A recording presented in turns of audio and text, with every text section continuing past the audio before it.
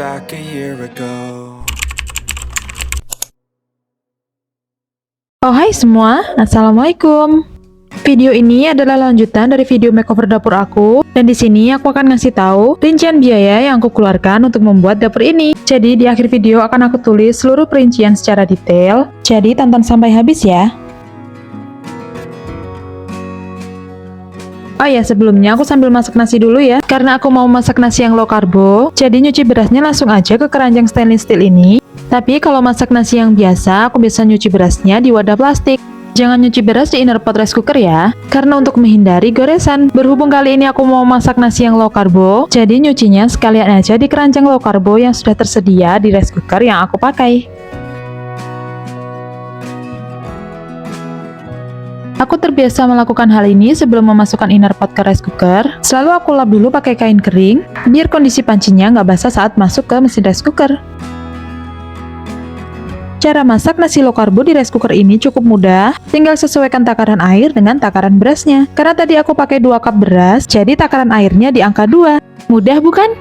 Aku pakai Miku Aesthetic Rice Cooker Low Carbo dengan kapasitas sedang 1,5 liter, sudah cukup untuk kebutuhan kami. Cara pengoperasiannya yang mudah. Setelah beras sudah dimasukkan, lalu rice cooker sudah dinyalakan, tekan tombol menu selama 5 detik, kemudian tekan lagi hingga terpilih bagian low carbo. Kemudian tekan tombol mulai untuk memulai memasak, dan seperti ini tampilannya apabila sudah beroperasi. Kalian juga bisa scan barcode ini untuk video panduan lainnya.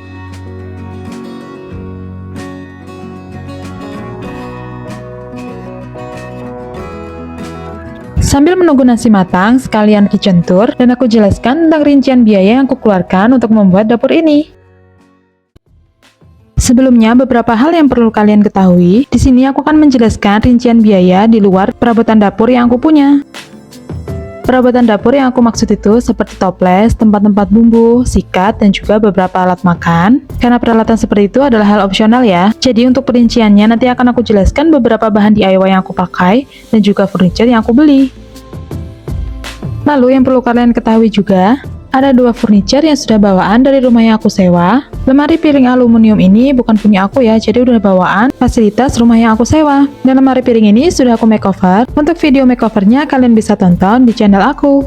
Sekalian update untuk kondisi lemari piring ini setelah aku makeover hampir sekitar 1 tahun. Jadi dulu pas pertama kali aku udah di rumah ini, aku tertarik untuk makeover lemari aluminium ini karena dulu itu gagangnya banyak yang lepas, terus tampilan juga udah agak kusam, jadi aku makeover ala-ala kitchen set gitu. Untuk kondisi baik cat pilok ataupun stikernya, semua masih aman ya, hanya ada beberapa bagian yang terkelupas. Itu pun di bagian yang paling sering terpakai. Misal di bagian sini udah banyak yang terkelupas. Ini karena sering kebentur spatula saat aku sedang menggoreng atau memasak, karena emang di sebelah kompor pas sih. Lalu untuk area sini hampir semuanya masih aman. Untuk pinggirannya itu yang cat pilok aku ganti dengan stiker putih. Untuk stiker motif kayunya hampir semuanya masih oke ya, nggak ada yang terkelupas sedikit pun.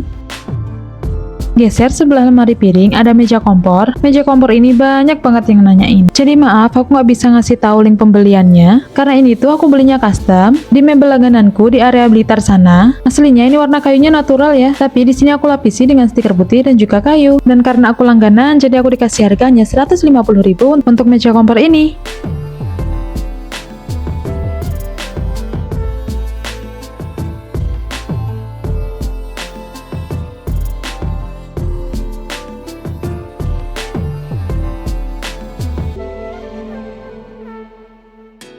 Geser sedikit, ada area wastafel. Sesempit ini ya emang, tapi sebenarnya ini nyaman kok buat aku yang setiap hari masak di sini. Untuk wastafel, aku pakai wastafel cuci tangan dengan harga 270.000 sudah termasuk dengan kakinya.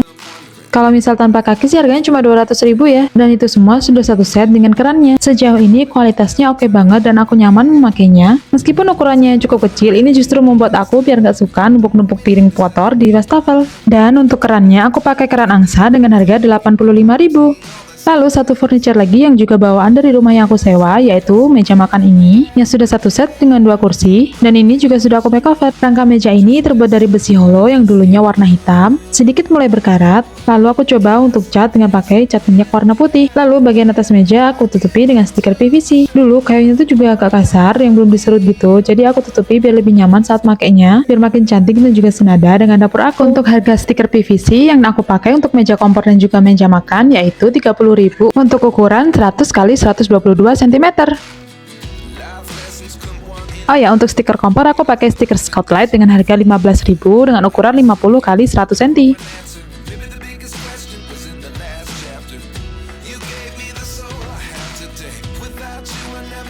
Lanjut di bagian atas meja makan dan juga wastafel ada 2 buah hambalan. Hambalan atas wastafel ini aku buatnya udah lama ya, hampir sekitar 1 tahun juga. Bahannya dari multiplex dengan ketebalan 12 mm.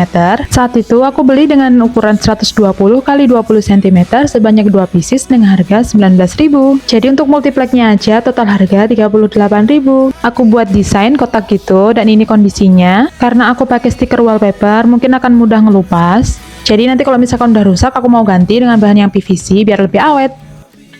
Lalu yang sebelahnya ini bahannya dari blockboard. Ukurannya emang beda dan ini lebih berat banget daripada yang multiplex. Harga papan blockboard dengan ukuran 90 x 25 cm dan tebal 3 cm, aku dapat harga di harga 21.000. Oh ya, sekalian untuk info bahan DIY yang aku pakai berupa stiker di kedua ambalan dan juga di lemari piring tadi. Karena aku menggunakan satu jenis stiker yang sama, yang biasanya untuk wallpaper dinding dan ini motif kayu yang aku pakai. Lebarnya 40 cm dengan panjang 100 cm atau 10 meter. Panjang itu udah cukup ya untuk 2 ambalan ini dan juga lemari piring tadi. Jadi lumayan kepake semua untuk 3 furniture yang aku makeover.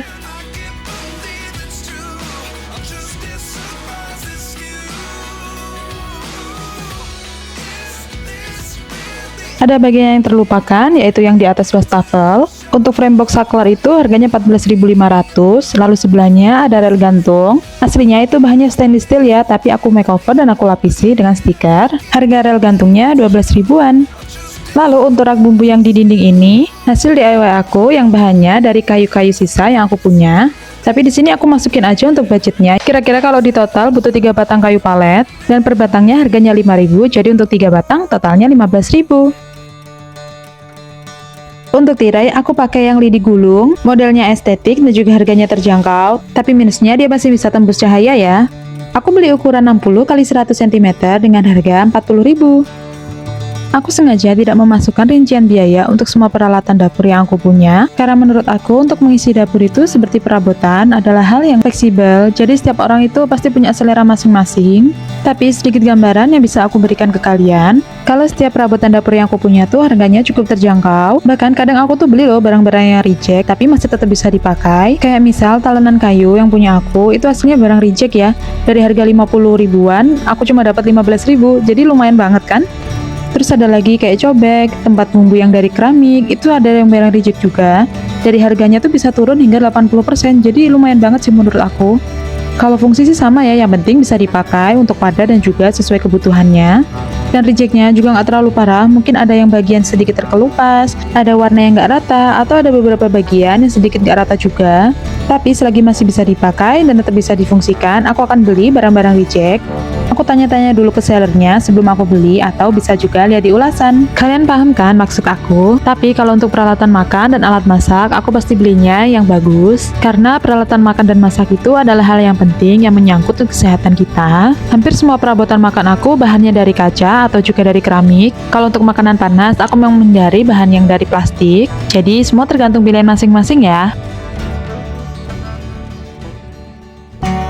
Untuk peralatan elektronik, aku harus lebih selektif dalam memilihnya. Keamanan dan juga fungsi yang sepadan adalah hal yang paling utama. Ditambah penampilan yang bagus seperti rice cooker Miko ini. Elegan dan sesuai dengan tema dapur aku, ditambah dengan fitur-fiturnya yang lengkap, serta kualitas yang sepadan.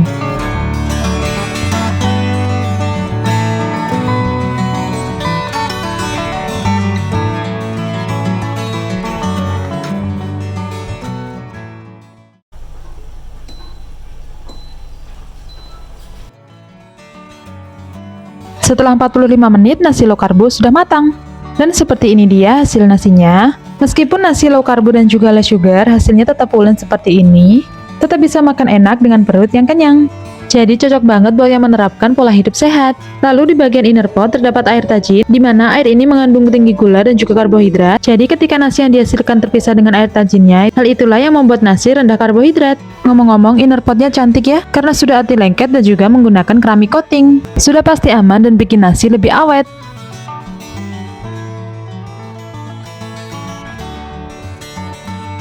Oke, jadi kira-kira segitulah biaya yang aku keluarkan untuk membuat dapur ini. Terlihat lebih hemat karena emang meja makan dan juga lemari piring bukan punya aku ya. Sudah fasilitas dari rumah yang aku sewa. Tapi menurut aku ini jauh lebih hemat ya dibandingkan aku harus pakai kitchen set. Jadi buat kalian yang mau buat dapur sama kayak aku, semoga ini menginspirasi ya. Untuk rincian dan keseluruhan total biaya yang aku keluarkan, aku cantumkan di akhir video. Jadi kalian bisa lihat catatannya atau bisa di screenshot, siapa tahu video ini bermanfaat buat kalian yang mau buat dapur tanpa kitchen set seperti aku. Semoga video ini bermanfaat dan jangan lupa untuk ikuti seluruh sosial media aku untuk konten-konten lainnya. Terima kasih ya sudah menonton, sampai jumpa di video aku selanjutnya. Wassalamualaikum.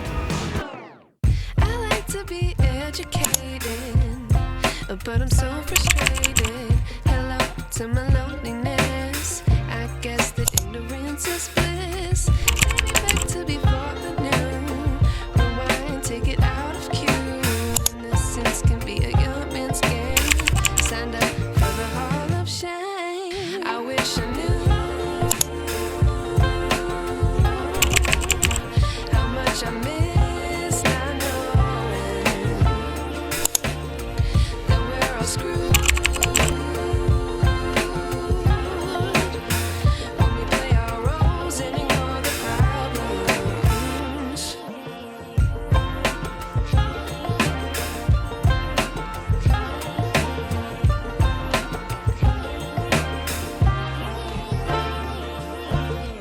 I like to be away in my patience. Stay up, I feel so outdated. How can we look the other way? Sun is out.